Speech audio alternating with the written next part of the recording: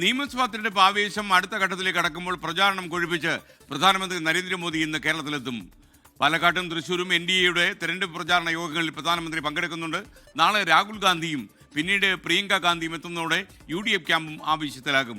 മുഖ്യമന്ത്രി പിണറായി വിജയനിലാണ് LDFന്റെ പ്രചാരണം കേന്ദ്രീകരിച്ചിരിക്കുന്നത്. ഇന്ന് മലപ്പുറം ജില്ലയിലാണ് മുഖ്യമന്ത്രിയുടെ പരിപാടി. പരസ്യപ്രചാരണം അവസാനിക്കാൻ 10 ദിവസം മാത്രം ശേഷിക്കെ നാടിൻ്റെ മുക്കിലും മൂലയിലും തെരഞ്ഞെടുപ്പ് ആവേശം അതിൻ്റെ പാരമ്യത്തിലെത്തി കഴിഞ്ഞു. തെരഞ്ഞെടുപ്പ് പോരിൻ്റെ ഏറ്റവും പുതിയ വിവരങ്ങളുമായി നമുക്കൊപ്പം നമ്മുടെ പ്രതിനിധികൾ ചേരുന്നു. പാലക്കാട് നിന്ന് ഗോകുൽ കെ വേണുഗോപാലും ഷരീഖ് നവാസും, അതുപോലെ തൃശ്ശൂരിൽ നിന്ന് വിപിൻ സി വിജയനും ശ്രീജിത്ത് ശ്രീകുമാരനും ചേരുന്നു. ആദ്യം പാലക്കാട്ടേക്ക് ഗോകുൽ കെ വേണുഗോപാൽ ചേരുന്നു. Good morning Gokul K Venugopal. പ്രധാനമന്ത്രിയുടെ സന്ദർശനത്തിന്റെ വിശദാംശങ്ങൾ എന്തൊക്കെയാണ്?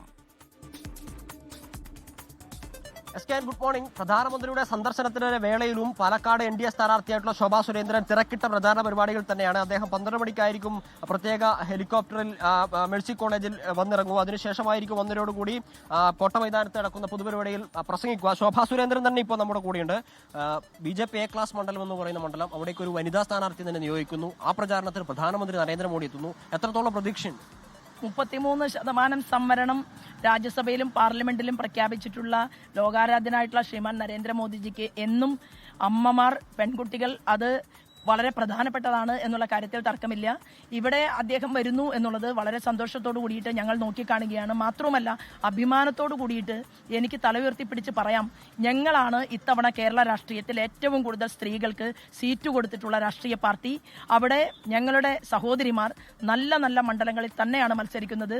ഇവിടെ ജനാധിപത്യ മഹിളാ അസോസിയേഷനിലൂടെ കഷ്ടപ്പെട്ട് കഠിനപ്രയത്നം ചെയ്ത് പൊതുരംഗത്തേക്ക് കടന്നു വന്ന സ്ത്രീകൾക്ക് വരെ സീറ്റ് കൊടുക്കാതെ വാചക കസർത്തിൽ മാത്രം ഇടതുപക്ഷത്തിന്റെ സോഷ്യലിസം, സമത്വവും എന്നാൽ നടപ്പിലാക്കുന്ന സമയത്ത് അതില്ലാത്ത ഒരു സാഹചര്യവും കേരള രാഷ്ട്രീയം നോക്കിക്കാണുന്നുണ്ട്.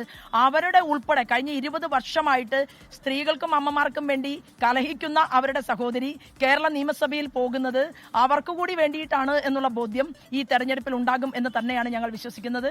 ഇന്ന് ഇന്ത്യൻ പ്രൈം മിനിസ്റ്റർ വരുന്നത് ഈ ഭാരതാംബയുടെ മുന്നോട്ടുള്ള പ്രയാണത്തിൽ ഫിനാൻസ് മേഖലയിൽ നമ്മുടെ രാജ്യത്തെ 4ാം സ്ഥാനത്ത് എത്തിച്ചുകൊണ്ട് ആത്മനിർഭർ ഭാരത് എന്നുള്ള പോയിന്റിനെ ഊന്നി നിന്നുകൊണ്ട് ഒരു പക്ഷിയുടെ 2 ചിറകുകൾ പോലെ സ്ത്രീയും പുരുഷനും ഒരുമിച്ച് ഒരു രാജ്യത്ത് പ്രയാണം ചെയ്യണം എന്ന് തീരുമാനിച്ചുകൊണ്ട് പെൺകുട്ടികൾക്ക് വേണ്ടി ഗുജറാത്ത് മുഖ്യമന്ത്രിയായിരുന്ന സമയത്ത് 3 തവണയും അദ്ദേഹത്തിന് കിട്ടിയ സമ്മാനപ്പൊതികളെല്ലാം, അദ്ദേഹത്തിന് കിട്ടിയതെല്ലാം അത് ലേലം വെച്ചുകൊണ്ട് ആ പണം ഉപയോഗിച്ച് പാവപ്പെട്ട പെൺകുട്ടികളുടെ വീടുകളിലേക്ക് കൊടുത്ത സ്നേഹമുള്ള ഒരു പ്രൈം മിനിസ്റ്റർ എന്നുള്ളതാണ്.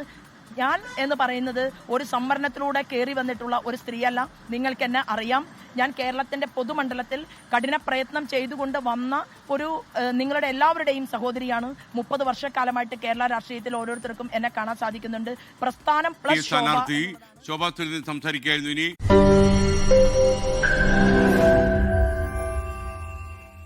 ലോകത്തെവിടെയായാലും ഏത് സമയത്തും 24 വാർത്തകളും ഓഗ്മെന്റഡ് റിയാലിറ്റി പാക്കേജുകളും എക്സ്പ്ലെയിനറുകളും വിശദമായി കാണാൻ ഞങ്ങളുടെ YouTube ചാനൽ നിങ്ങൾക്ക് സബ്സ്ക്രൈബ് ചെയ്യാം.